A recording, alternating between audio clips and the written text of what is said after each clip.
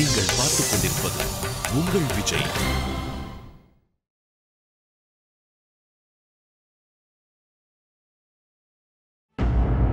பிரபு, நடராஜராக தம்மை தரிசித்ததை நாங்கள் அனைவரும் பெரும் பாக்கியமாக கருதுகிறோம். இதனால் அன்னை எத்தகு துன்பமும் எந்த ஒரு தடையுமின்றி அடுத்த கட்டத்தினை துவக்க இயலும். எனினும் வரவிருக்கும் காலம் அநேக துன்பங்களை சுமந்து வருவது உறுதி ரிஷிகள் ததீசி. அதை நிர்மாணிக்கவிருக்கும் மிகச் சங்கடமான சூழ்நிலைகளை கடக்க எனக்கு தமது உதவியும் தேவைப்படும்.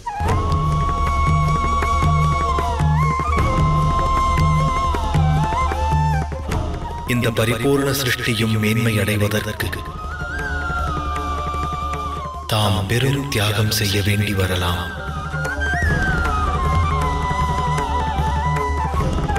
எச்சமயத்தில் தமக்கு என் தியாகம் அவசியமானாலும் தயங்காமல் அதற்கு காத்திருக்கிறேன். என் வாழ்க்கை தங்களுக்கு பயன்படுவதை விட மிக பெரும் பேறு எனக்கு வேறு என்ன இருக்க இயலும் பிரபு?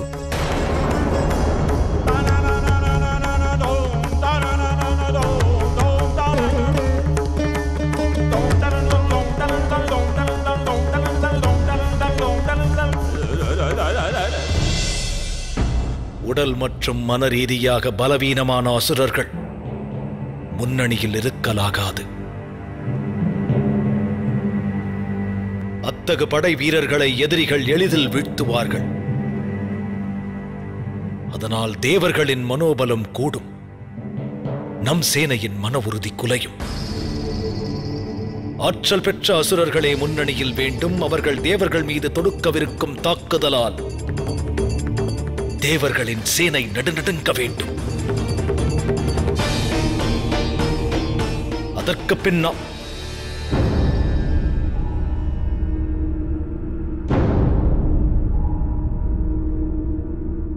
இது தமக்கான சிகிச்சை மற்றும் ஓய்வு அறை, யுத்த திட்டத்திற்கான பாசறை அல்ல.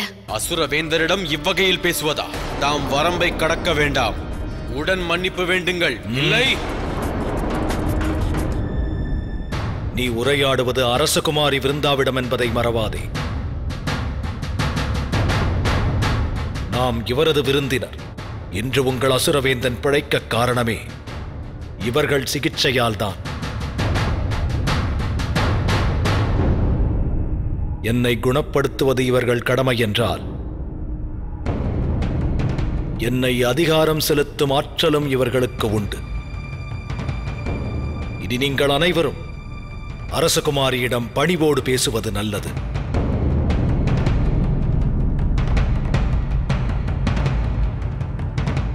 செல்லுங்கள், நான் இளைப்பாறும் வேளை வந்தது.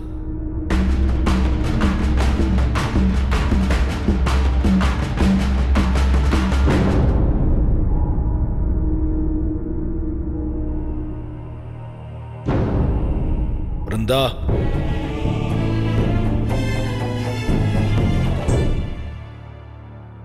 நான் அரசன் என்பதை மறவாதே.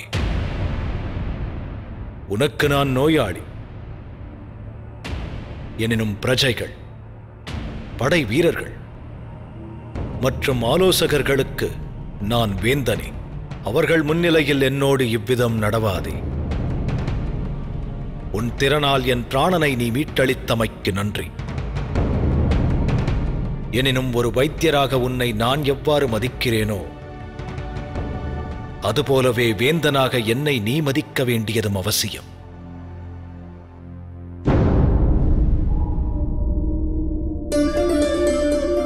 தாம் கூறியது உசித்தமே. அதனினும் அதிக மகிழ்ச்சி மற்றும் ஆச்சரியம் யாதெனில் தாம் மனதில் சினம் கொள்ளாமல் உணர்ச்சி வயப்படாமல் கருத்தை கூறினீர்கள். இவ்விதம் அமைதி காத்தது, கட்டுப்பாட்டை இழக்காதிருந்தது, இவையே சரீரத்திலிருந்து நஞ்சு நீங்கியதற்கான அடையாளங்கள். அத்துடன் தாம் பூரணமாக குணமடைவீர்கள். இது என் வைத்தியரின் அற்புதமே. சற்று நேரம் நான் தனிமையில் ஓய்வெடுக்க விரும்புகின்றேன்.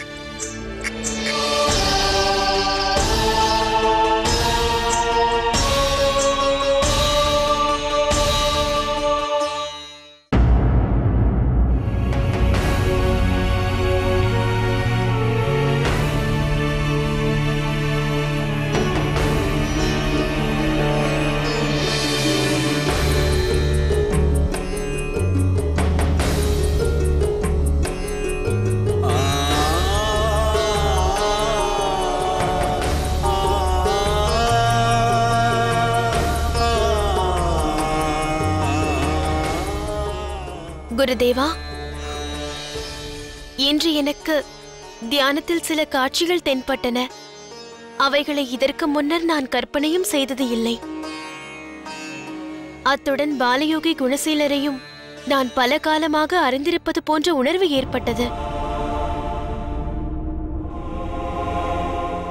குருதேவா, தம்மால் எனக்கு வழிகாட்டப்பட்டிருக்கும் மார்க்கத்தில் எனக்கு வெற்றி கிட்டுவதை உணர துவங்கிவிட்டேன். இத்தனை விரைவில் கிடைத்த சிறிய முன்னேற்றத்தை வெற்றியின் அடையாளமாக கருதுவது உச்சிதமல்ல. நாளை காலை சோதனையின் அடுத்த கட்டம் துவங்கும். ஆகட்டும் குருவே.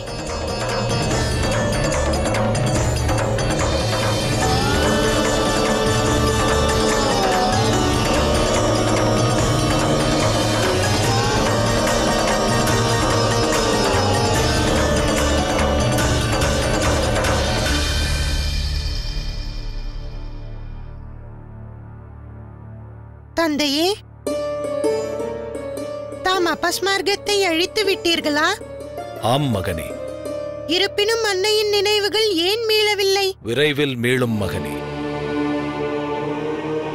அதில் ஐயமில்லை.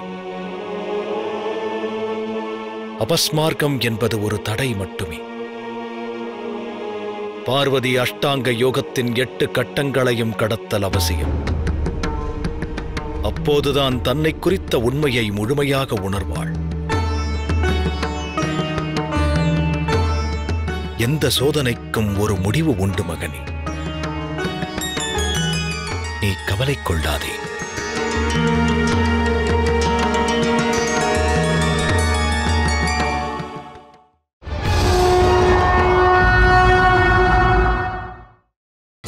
நீங்கள் பார்த்துக் கொண்டிருப்பது உங்கள் விஜய்.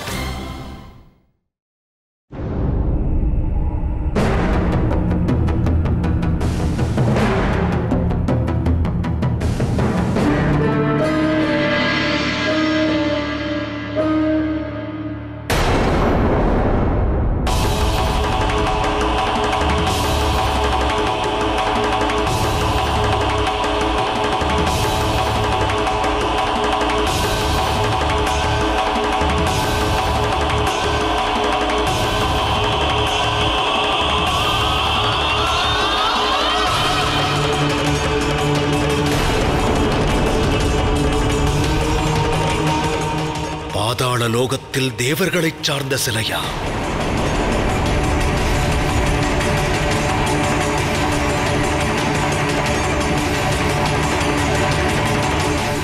இந்த சிலையை பூஜிப்பவர் யார்? நானே.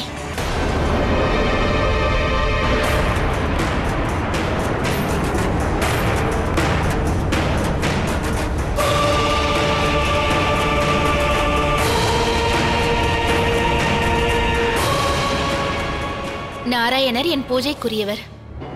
தேவர்களைச் சார்ந்த எவர் ஒருவரையும் பூஜிப்பதற்கு தடை விதித்திருக்கிறேன்.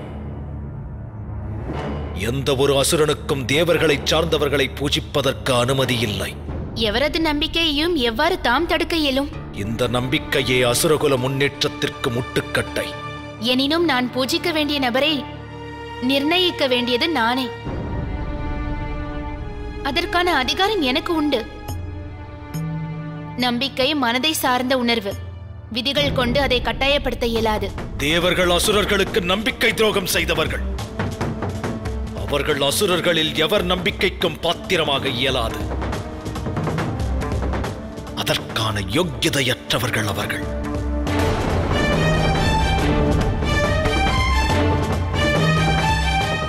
அசுரரில் எவர் தேவர்களை வணங்குகிறார்களோ அவர்கள் அசுரராகும் தகுதியற்றவர்கள்.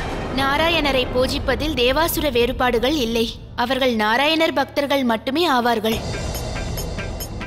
நாராயணர் தம் பக்தர்கள் நம்பிக்கைக்கு துரோகம் இழைப்பதில்லை. என்றும் அவர்களை பாதுகாப்பவர். தாம் என்னிடத்தில் இருந்திருந்தால் அதனை தாமும் உணர்வது சாத்தியம்.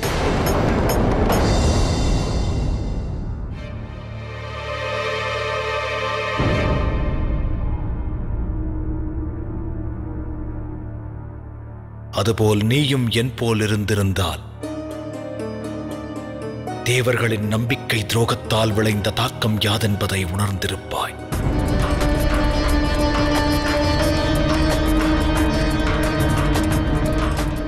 தாம் செல்வது எங்கே?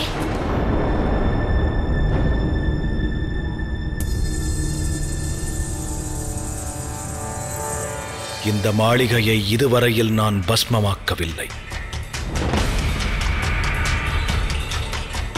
அதுவே என் சரீரத்திலிருந்து நஞ்சு பூரணமாக வெளியேறியதற்கு நிரூபணம். நான் குணமடைந்தானது.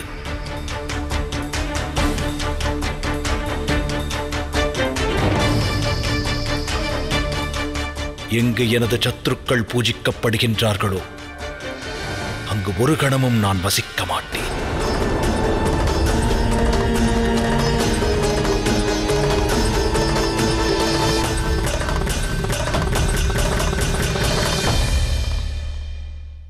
குணசீலா, எனது தவிப்பு அதிகரித்த வண்ணம் உள்ளது. இன்று குருதேவர் எத்தகு பணியை அளிப்பாரோ? தமக்கு அவர் எத்தகு பணியை அளித்தாலும் அதனை தாம் நிச்சயம் நிறைவேற்றுவீர்கள்.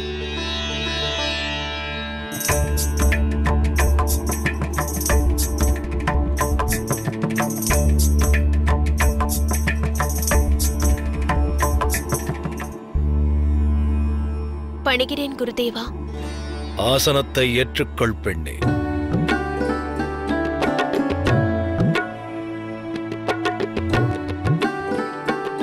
பெண்ணே, உன்னை நான் அமரக் கூறவில்லை. ஆசனத்தை ஏற்றுக்கொள். உடனே உன்னை எழுந்து நிற்கவும் கூறவில்லையே. ஆசனத்தை ஏற்றுக்கொள்ளவே கோரினேன். தந்தையார் என்னதான் கூறுகிறார்? இவர் கூறுவது எனக்கும் விளங்கவில்லையே. உனது விழிகளை மூடு பெண்ணே. உனக்குள் ஊடுருவி பார்த்து பின்னர் சொல். நீ ஸ்திரமானவளா? உனக்கு பரிபூரண மகிழ்ச்சி ஏற்படுகின்றதா?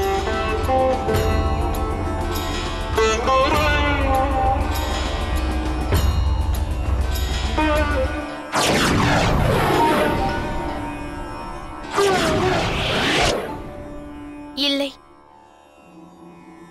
விழிகளைத் திற. நீ ஸ்திரமாகவும் மகிழ்ச்சியாகவும் இருந்தால்தான் எதையும் நிகழ்த்துவாய். அதுவே ஆசனமாகும். உன்னை நீ உணர்வதற்கு அதுவே அடிப்படை பெண்ணே. அநேக வகையான ஆசனங்களை நீ ஏற்க வேண்டும். இனி துவங்கலாமா?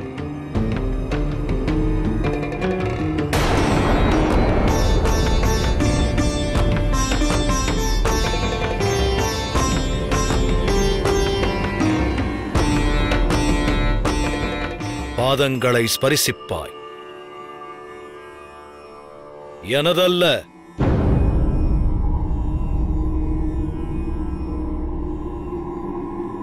உன் பாதங்களை.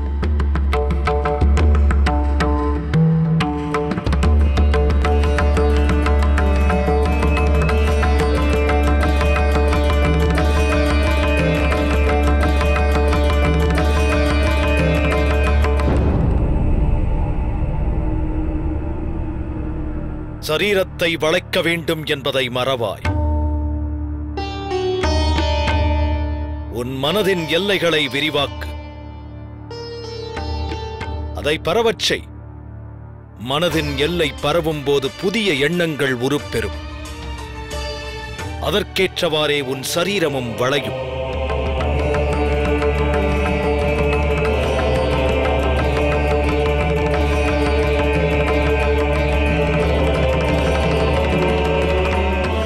இப்படித்தான் தாயே, இப்படியேதான்.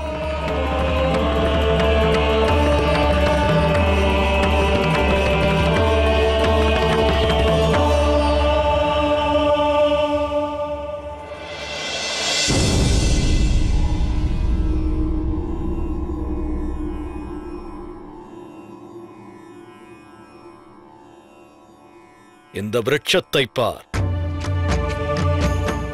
இந்த விருட்சங்களுக்கும் நம்மை போலவே பிராணன் இருந்தால் இவைகளும் ஜன்மித்த பின்னர் மரணத்தை சந்திக்கும். இவைகளின் வாழ்வு தன்னலமற்றது, ஸ்திரமானது, துணிவு கொண்டது. இனி இந்த விருட்சத்தில் கவனத்தை பதிப்பாய் பெண்ணே. ஒரு நிலைப்பட்ட கவனத்தை சிதறவிடாது ஒரு காலை உயர்த்தி ஒரு காலில் மட்டும் நில்.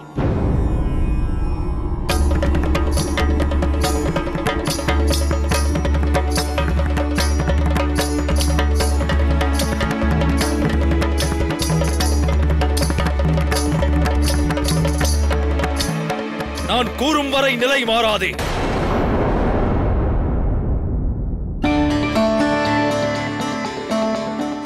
அந்த விருட்சத்தோடு உன் சிந்தனைகளை இணைத்துவிடு. அதனோடு நீ ஐக்கியமானதாக உணர்ந்தபின் உனது ஸ்திரத்துவத்திற்கு பங்கம் விளையாது. உனது விழிகள் இரண்டையும் மூடு.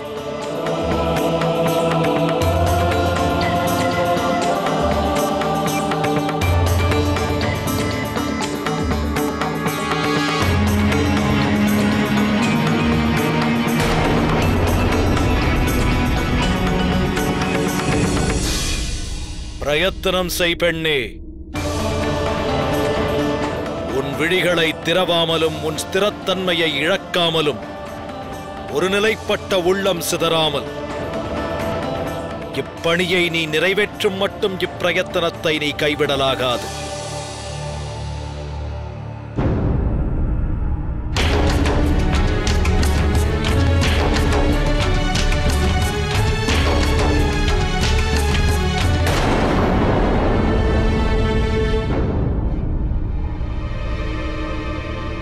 செல்வோம் குணசீலா.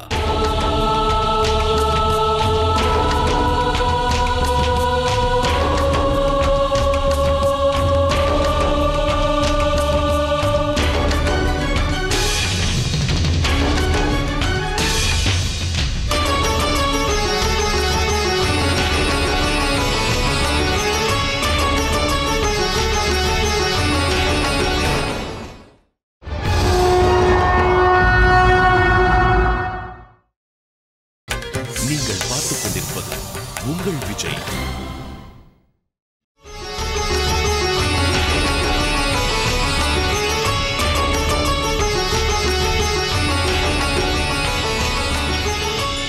நான் தான் முன்பே கூறினேனே அரசகுமாரி.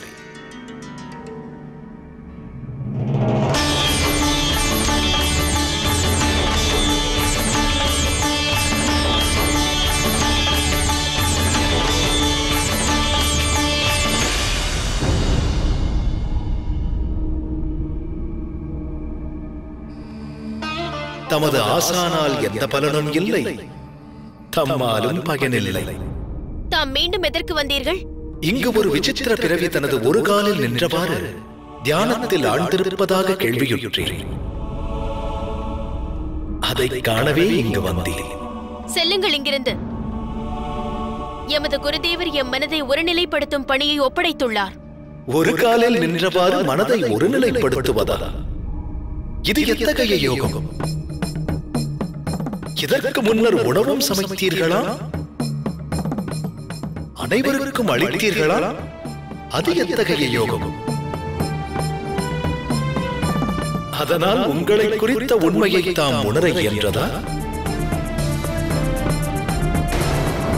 விருத்தாசுரா, உன் சோதரன் திரிசீரன் தவறு இழைக்கவில்லை. பிரம்மதேவரை நோக்கி தவமே இருந்தான். அவன் தவம் பூர்த்தியடையவிருந்தது. எனினும் பாதுகாப்பின்மையால் பீடிக்கப்பட்டிருந்த இந்திரனுக்கு திரிசிரன் வரமாக பிரம்மதேவரிடம் இந்திராசனத்தை வேண்டலாம் என அச்சமுற்றான். ஆகையால் முதலில் அந்நீசன் அப்சரஸ்களை ஏவினான். எனினும் உன் சோதரன் திரிசிரனது மன உறுதியின் முன்பு அவர்கள் முயற்சி தோற்றது. இறுதியில் இந்திரனே மிக இரக்கமற்ற முறையில் உன் சகோதரனது சிரசை கொய்து அவனை வதம் செய்தான். எனில் நாம் தற்போது மாளிகை செல்வது ஏன்? நான் செல்ல வேண்டியது இந்திரலோகமே. அதர்மமான முறையில் என் சோதரனை வதம் செய்த இந்திரன் சிரசை கொய்ய வேண்டும். இல்லை விருத்தாசுரா, இந்திரலோகம் செல்ல இயலாது. தேவாசுரர்களுக்கு இடையிலான யுத்தம் மிக விரைவில் துவங்க உள்ளது. அசுரவேந்தர் ஜலந்தரரோடு இணைந்து அந்த யுத்தத்தில் பங்கெடுத்து இந்திரனுக்கு தோல்வியை அளி. நான் எவரோடும் யுத்தத்தில் பங்கெடுக்க வேண்டிய அவசியமில்லை. இந்திரன் என் சோதரனை கொன்ற குற்றவாளி. அவனுக்கு நானே தண்டனை வழங்குவேன்.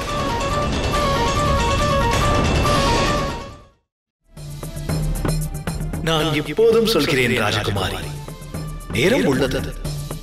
புதிய ஆசானை தேடிக்கொள்ளும். தாம் என் மீதும் எமது குருதேவர் மீதும் அவதூறுகளை வாரி இறைப்பதற்கு பதிலாக வேறு ஏதேனும் பணியினை செய்யலாமே. எனது உத்தேசம் தமது நன்மையே தேவி.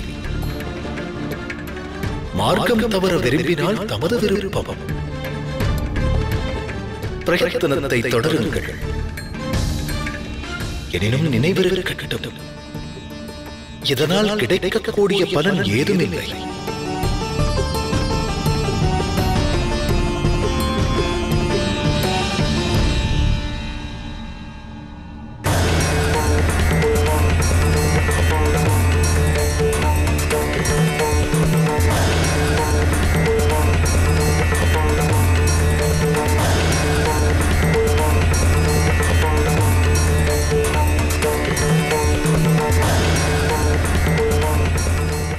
உன்னை எண்ணி நான் பெருமிதம் கொள்கிறேன் பார்வதி. எனினும் எனது நிலையை கண்டாயா? விரும்பினாலும் உண்மையை எடுத்துரைக்க இயலாது. விரைவில் உனது நினைவு மறதியிலிருந்து உன்னை மீட்க வேண்டும். காலங்கள் அநேகத்திற்கு உனக்காக என்னால் காத்திருக்க இயலும். எனினும் தேவாசுரர்களுக்கு இடையே நிகழவுள்ள யுத்தம் காத்திருக்காது. இந்த யுத்தத்தில் ஆதிசக்தியின் தலையீடு அவசியம். பௌருஷத்திற்கு இயற்கையின் தேவை அவசியம்.